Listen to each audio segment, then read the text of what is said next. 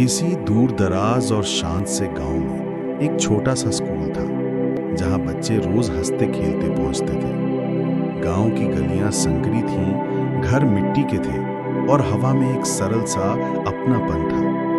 यह गांव अपनी ही धीमी गति से चलता था, जैसे समय यहाँ रुक रुक कर आगे बढ़ता हो। लेकिन इस साधारण से गांव में एक ऐसी बात थी जो इसे विशेष बनाती थी। यहाँ के बच्चों को एक ऐसा शिक्षक मिला था जिसके आने से पूरा गांव बदल गया था। उन शिक्षक का नाम था बिरजू महाराज। उनकी उम्र भले ही अधिक थी, पर जब वो स्कूल की ओर चलते थे तो उनकी चाल में आज भी एक अनोखी स्फूर्ति दिखाई देती थी। उनकी आंखों में ऐसा लगता था जैसे जीवन के हर रहस्य का प्रकाश छिपा हो। गांव के लोग उनसे बहुत सम्मान से बात करते थे, क्योंकि उनकी उपस्थिति मात्र से ही एक अजीब सी शांति और गहराई महसूस होती थी। बच्चों के लिए वो सिर्फ एक शिक्षक नहीं, बल्कि एक मार्गदर्शक थे। बिरजू महाराज की सबसे बड़ी खासियत थी उनकी कहानियां। जब भी वे पढ़ाना शुरू करते तो क्लास में सिर्फ पाठ्य पुस्तकों की आवाज नहीं आती थी, बल्कि उनके शब्दों में छुपा जादू बच्चों को एक नई दुनिया में ले जाता था। उनकी हर कहानी में किसी न किसी खजाने का जिक्र जरूर होता। कभी साहस से मिलने वाला खजाना, कभी ज्ञान से जन्मा खजाना, और कभी वो खजाना जो किसी इंसान की आत्मा को बदलकर उसे महान बना दे। उनकी कहानियां बच्चों के मन में अनगिनत कल्पनाएं जगा देती थी। वे हमेशा बच्चों से कहा करते, मेरे पास एक खजाना है, एक ऐसा खजाना जो बहुत कीमती है, लेकिन ये खजाना किसी साधारण व्यक्ति को नहीं मिलता। इसे पाने के लिए योग्य बनना पड़ता है। ये खजाना तभी मिलेगा जब तुम मेरी आंखों में देखकर मेरे दिल की गहराई को समझ सकोगे। उनकी ये बात बच्चों के मन में उत्सुकता और रहस्य की एक चिंगारी जगा देती थी। हर बच्चा सोचता, आखिर ये खजाना है क्या? इन बच्चों में से एक था अर्जुन। वो पढ़ाई में ज्यादा तेज नहीं था।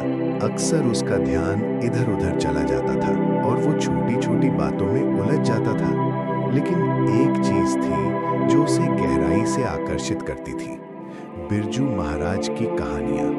हर कहानी सुनते समय वो मंत्रमुग्ध हो जाता था। उसके अंदर एक सपना जन्म लेने लगा, किसी भी तरह उस रहस्यमय खजाने को पाने का। अर्जुन के मन में एक दिन ये विचार आया कि अगर उसे वो खजाना पाना है तो उसे खुद को बदलना होगा।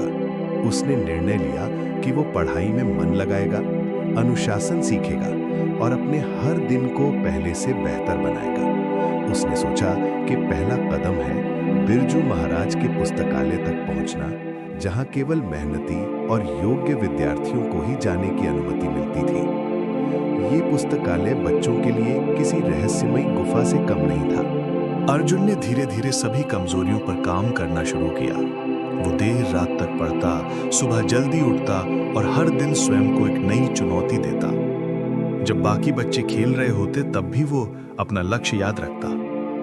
धीरे धीरे उसकी मेहनत रंग लाने लगी और उसका व्यवहार तथा पढ़ाई में अभूतपूर्व सुधार दिखने लगा। गांव के लोग भी हैरान थे कि ये वही अर्जुन है।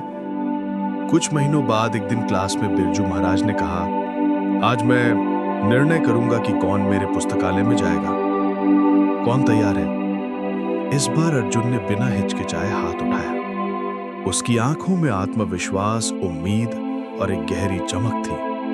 बिरजू महाराज कुछ क्षणों से देखते रहे, फिर मुस्कुराकर बोले, अर्जुन, अब तुम तैयार हो, तुम मेरे पुस्तकालय में प्रवेश कर सकते हो।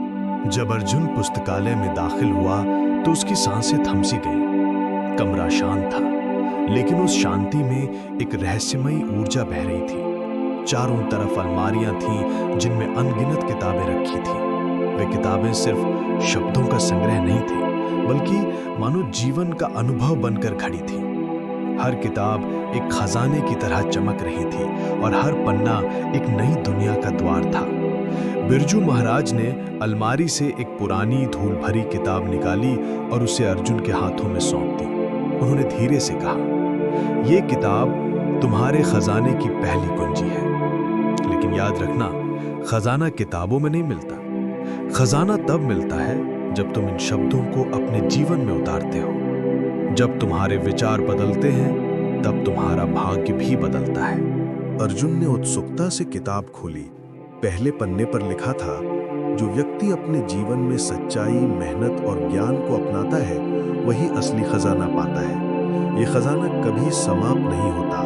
ये तुम्हारे कर्मों में, तुम्हारे विचारों में और तुम्हारी अच्छाई में बसता है। ये पढ़ते ही अर्जुन के मन के सारे सवाल शांत हो गए। उसे समझ आ गया कि असली खजाना क्या है। अर्जुन को यह भी एहसास हुआ कि खजाना किसी तिजोरी में बंद सोना चांदी नहीं, बल्कि वो अच्छाई है जो इंसान अपने भीतर पैदा करता है। खजाना मेहनत है, ज्ञान है, सही रास्ता चुनने की क्षमता है। ये खजाना वही है जो दूसरों की जिंदगी में रोशनी लाता है और जिसे जितना बांटो वो उतना बढ़ता जाता है। समय के साथ अर्जुन बड़ा हुआ। उसने वही सभी बातें अपने जीवन में अपनाई जो उसने बिरजू महाराज से सीखी थी। वो पढ़ाई में आगे बढ़ा, काम में निपुण हुआ और धीरे धीरे गांव का सबसे समझदार और सम्मानित व्यक्ति बन गया। उसके अंदर वो विनम्रता, धैर्य और ज्ञान था जो उसने मेहनत और अनुभव से पाया था। अब अर्जुन खुद बच्चों को शिक्षा देने लगा। वो उन्हें सिर्फ किताबें नहीं सिखाता था, बल्कि जीवन का सच्चा अर्थ भी बताता था। वो हमेशा कहता, असली खजाना वो है जो तुम अपने कामों से दुनिया को देते हो। ये खजाना तुम्हारी सोच, तुम्हारी अच्छाई और तुम्हारे कर्मों में दिखाई देता है। गांव वाले कहते थे कि अर्जुन अब सिर्फ शिक्षक नहीं रहा, बल्कि एक मार्गदर्शक बन गया है। उसके अंदर एक ऐसी रोशनी थी जो दूसरों को रास्ता दिखाती थी। जो भी उससे मिलता उसे लगता कि वो भी कुछ अच्छा कर सकता है, कुछ बदल सकता है। और इस तरह बिरजू महाराज का खजाना अब अर्जुन के भीतर था। यह खजाना कभी खत्म नहीं होने वाला था, क्योंकि ये सोना या चांदी नहीं था। ये ज्ञान, समझ, अच्छाई और प्रेरणा का खजाना था। अर्जुन अब हर दिन ये खजाना बच्चों और गांव वालों में बांटता था, और ये खजाना रोशनी की तरह पूरे गांव में फैल चुका था।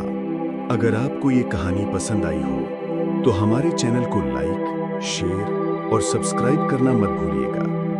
आपका एक छोटा सा समर्थन हमें और भी सुंदर और प्रेरणादायक कहानियां लाने की ताकत देता है। धन्यवाद। फिर मिलेंगे एक नई कहानी के साथ।